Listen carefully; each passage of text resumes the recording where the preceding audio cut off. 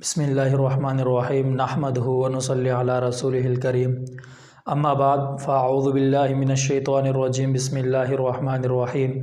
وَإِذْ قَالَ رَبُّكَ لِلْمَلَائِكَةِ إِنِّي جَاعِلٌ فِي الْأَرْضِ خَلِيفَةً صدق اللہ العلی العظیم۔ ناظرین، آج کا ہمارا موضوع قرآنی جغرافیہ ہے۔ قرآنی جغرافیہ میں ہم یہ جاننے کی کوشش کریں گے کہ اللہ رب العزت نے اپنے محبوب پیغمبروں کو کن اقوام کی طرف مبعوث فرمایا، وہ اقوام اور ان قوموں کی بستیاں اس کرۂ ارض کے کس خطے پر واقع ہیں، اور اس کے ساتھ ساتھ ہم یہ بھی جانیں گے کہ حضرت انبیاء کرام علیہم السلام کی پیدائش کن مقامات پر ہوئی اور پھر انہوں نے اللہ رب العزت کے حکم سے کن کن علاقوں کی طرف ہجرت کی۔ یہ سب چیزیں ہم جانیں گے قرآنی جغرافیہ کے اس سیریز میں۔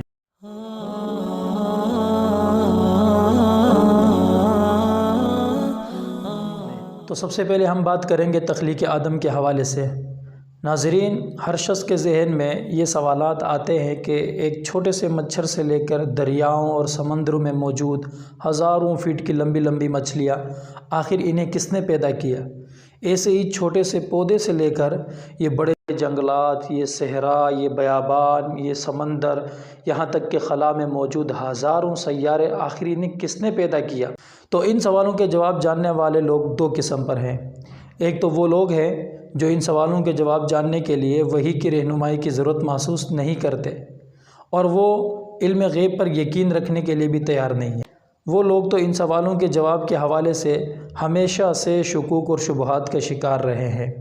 یہاں تک کہ انہوں نے نظریہ ارتقا بھی گڑھ لیا، اور اس نظریے کے سبب انہوں نے یہ کہا کہ موجودہ انسان بندروں کی نسل میں سے ہے، یہ بندروں سے بن کر انسان بنا ہے۔ تو خود ان کے اس نظریے کو ان کے اپنے ہی رد کر دیتے ہیں، کیونکہ اس کے اوپر بہت سارے اشکالات اور اعتراضات ہوتے ہیں۔ ان میں سے چند ایک یہ ہے کہ اگر یہ انسان بندر سے بنا ہے تو ابھی انسان سے مزید آگے ترقی کیوں نہیں کر رہا، آگے کسی اور مخلوق، کسی اور جانور کی شکل میں کیوں نہیں ڈھل رہا؟ ایسے ہی آج کے زمانے میں بھی بندر موجود ہے، تو کیوں ان سے انسان نہیں بن پا رہا؟ ایسے ہی اور بھی کئی سارے جانور موجود ہیں اس دنیا میں، تو ان سے کوئی اور مخلوق، کوئی اور جانور آج تک کیوں نہیں بن پا رہا؟ انہی اشکالات کے بنا پر ان کا کوئی بھی نظریہ ان کے دلوں کو سکون نہیں بخشتا۔ اور ان سوالوں کا جواب جاننے والے دوسرے لوگ وہ ہیں جو خالق کے وجود کا یقین رکھتے ہیں، رسولوں کی حیثیت کو تسلیم کرتے ہیں اور اسلامی تعلیمات کو مانتے ہیں۔ ان کے لیے یہ سوالات کبھی بھی معمہ نہیں بنے، کبھی بھی مسئلہ نہیں بنے، کیونکہ ہر نبی کی ابتدائی تعلیمات یہی ہوتی ہے کہ یہ دنیا اللہ رب العزت نے پیدا کی، وہی اس کا خالق حقیقی ہے، اور وہ ہمیشہ سے ہے اور ہمیشہ رہے گا۔ اس نے اس دنیا کو انسانوں کے لیے آزمائش گاہ بنایا ہے، ایک امتحان گاہ بنایا ہے۔ اب اس امتحان گاہ میں جو لوگ کامیاب ہوں گے، اللہ تعالیٰ کے احکامات کو مانیں گے، تو ان کے لیے اللہ رب العزت نے ایک خوبصورت جنت تیار کر رکھی ہے، اور جو اللہ رب العزت کے احکامات کو نہیں مانتے، اللہ تعالیٰ کے ایک ہونے کے قائل نہیں ہے، تو اللہ رب العزت نے ان کے لیے سزا کے لیے جہنم تیار کر رکھی ہے۔ اب ہم بات کرتے ہیں تخلیق آدم پر۔ تو ناظرین، جب اللہ رب العزت نے حضرت آدم علیہ السلام کو زمین کے اندر جانشین اور خلیفہ بنانے کا ارادہ فرمایا، تو فرشتے کہنے لگے کہ اے اللہ، آپ دنیا میں ایسی مخلوق کو پیدا کرنے جا رہے ہیں جو خون بہائے گا زمین کے اندر، اور اسی طریقے سے فتنہ اور فساد مچائے گا، حالانکہ ہم آپ کی پاکی اور تسبیح بیان کرنے کے لیے کافی ہیں۔ اس پر اللہ رب العزت نے ان سے فرمایا کہ بے شک میں وہ چیزیں جانتا ہوں جس کے بارے میں تمہیں خبر نہیں ہے۔ فرشتوں کا یہ کہنا کہ یہ انسان دنیا میں جا کر فتنہ و فساد برپا کریں گے اور لوگوں کا خون بہائیں گے، یہ دراصل انہوں نے انسانوں کو جنات پر قیاس کیا، کیونکہ اس سے پہلے اللہ رب العزت نے جنات کو پیدا کر دیا تھا اور زمین کے اندر بھیج دیا تھا، لیکن جنات نے زمین میں آ کر سرکشی کی، تو اللہ رب العزت نے فرشتوں کو حکم دیا کہ انہیں جا کے نیست و نابود کر دو۔ فرشتے اللہ کے حکم سے زمین پر آئے اور جنات کو یہاں سے مار بھگایا، لیکن ایک جن جس کا نام ابلیس تھا، وہ عبادت میں منہمک تھا۔ فرشتے دوبارہ اللہ رب العزت کے پاس گئے، اللہ رب العزت سے کہنے لگے کہ اے اللہ، وہاں ایک جن ایسا بھی ہے جس نے پلک جھپکنے کے بقدر بھی آپ کی عبادت میں کوتاہی نہیں کی، ہم چاہتے ہیں کہ آپ اسے اوپر بلوا لیجئے۔ تو فرشتوں کی سفارش پر اللہ رب العزت نے اسے اوپر آسمانوں میں آنے دیا، اور وہ ابلیس یعنی کہ شیطان فرشتوں کے ساتھ رہنے لگا اور عبادت کرنے لگا، یہاں تک کہ اسے طاؤوس الملائک کا لقب بھی دیا گیا۔ لیکن اللہ رب العزت نے جب حضرت آدم علیہ السلام کو مٹی سے پیدا کیا اور اس کے مجسمے کو بنا دیا اور اس میں روح پھونک دی، تو اللہ رب العزت نے تمام فرشتوں سے کہا کہ اب تم آدم کو سجدہ کرو۔ تمام فرشتوں نے سجدہ کیا، لیکن شیطان نے سجدہ کرنے سے انکار کیا، اور سجدے سے اس نے محض تکبر کی وجہ سے انکار کیا۔ اس نافرمانی کی وجہ سے اللہ رب العزت نے شیطان کو جو مقام اور مرتبہ دیا تھا، شیطان کو اس مقام اور مرتبے سے بے دخل کر دیا۔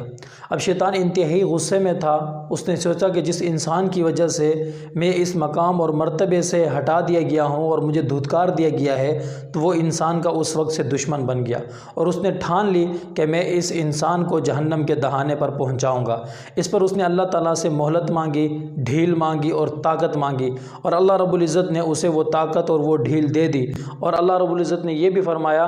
کہ تیرا زور میرے نیک بندوں پہ نہیں چل سکتا۔ اس کے بعد اللہ رب العزت نے حضرت آدم علیہ السلام کے لیے حضرت آدم علیہ السلام کے پہلو سے ہی حضرت حوا علیہ السلام کو پیدا فرمایا، اور ان دونوں کو اللہ رب العزت نے جنت میں رہنے کی اجازت دے دی۔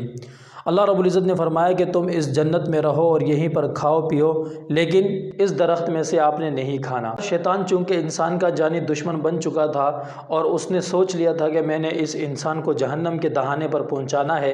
اس وجہ سے اس نے اب وسوسے ڈالنے شروع کر دیے، اور اس نے انہیں قسمیں دے کر اپنے آپ کو خیرخواہ ثابت کیا، یہاں تک کہ انہیں اس درخت کے کھانے پر آمادہ کیا۔ جب انہوں نے اس درخت میں سے کھا لیا تو اللہ رب العزت نے جو جنت کا لباس انہیں دیا تھا، اللہ رب العزت نے وہ لے لیا۔ جب ان سے جنت کا لباس لے لیا گیا تو وہ جلدی سے پتوں کے ذریعے اپنے سطر کو ڈھانپنے لگے۔ اسی ممنوعہ درخت کھانے کے سبب اللہ رب العزت نے انہیں جنت سے نکال کر دنیا میں بھیجا، اور قرآن کریم میں ارشاد فرمایا اہبطوا منہا جمیعا۔ اس سے معلوم ہوتا ہے کہ اللہ رب العزت نے حضرت آدم علیہ السلام اور حضرت حوا علیہ السلام کو زمین پر بھیجا۔ اب زمین کے کس مقام پر اتارا، اس میں مورخین کی مختلف آراء ہیں، یہاں تک کہ بعض نے کہا ہے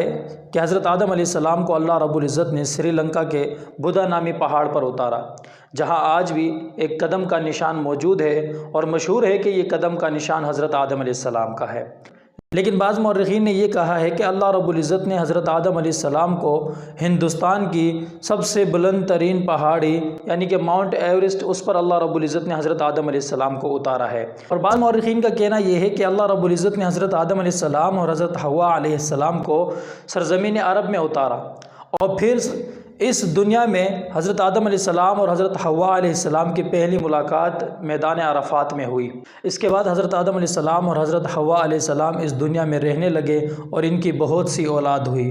ان میں سے حابیل اور قابیل مشہور ہے کہ کس طرح قابیل نے حابیل سے حسد کر کے اسے قتل کر ڈالا، اور نوع انسانی میں یہ پہلا قتل تھا۔ اور اسی طرح حضرت شیس علیہ السلام بھی حضرت آدم علیہ السلام کے بیٹوں میں سے تھے، اور حضرت آدم علیہ السلام کے بعد اللہ رب العزت نے حضرت شیس علیہ السلام کو نبی بنایا، اور انہوں نے اپنے بابا حضرت آدم علیہ السلام کے مشن کو آگے پھیلایا۔ حضرت آدم علیہ السلام کی کل عمر 1000 سال تھی، لیکن انہوں نے اپنی عمر میں سے 40 سال حضرت داؤد علیہ السلام کو دے دی تھی، اس وجہ سے ان کی کل عمر 960 برس کی رہی۔ جب انہوں نے اپنی زندگی کے 960 سال گزار لیے تو اس کے بعد اللہ رب العزت نے انہیں وفات دے دی۔ اس کے ساتھ ہی ہمارا آج کا ایپیسوڈ تخلیق آدم اپنے اختتام کو پہنچا۔ ملتے ہیں اگلے ایپیسوڈ میں، تب تک کے لیے اللہ حافظ۔